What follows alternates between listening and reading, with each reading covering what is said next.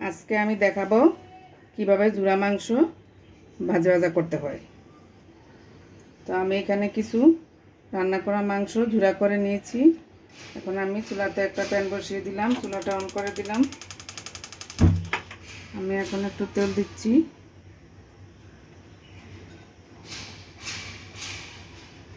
দিলাম পেঁয়াজ পরিমাণ মতো, কিছু রসুন দিয়ে দিলাম। এখন আমি এগুলিকে একটু ভেজে নেব। আমার পেঁয়াজ রসুন ভাজা হয়ে গিয়েছে। এখন আমি এখানে একটু জিরার গুঁড়া, একটু ধনিয়ার গুঁড়া, একটু মরিচের গুঁড়া, একটু হলুদের গুঁড়া অল্প অল্প নিয়েছি পরিমাণ মতো।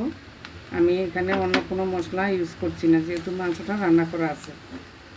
দিয়ে দিলাম একটু কাঁচামরিচের ফালি আর সামান্য একটু, একদম খুবই অল্প পরিমাণ একটু লবণ দিয়ে দিলাম। এখন আমি একটু কষিয়ে নিচ্ছি। কষানো হয়ে গিয়েছে। এখন আমি মাংসটা এখানে অ্যাড করে দিলাম। এখন আমি এটাকে কিছুক্ষণ ভেজে নেব।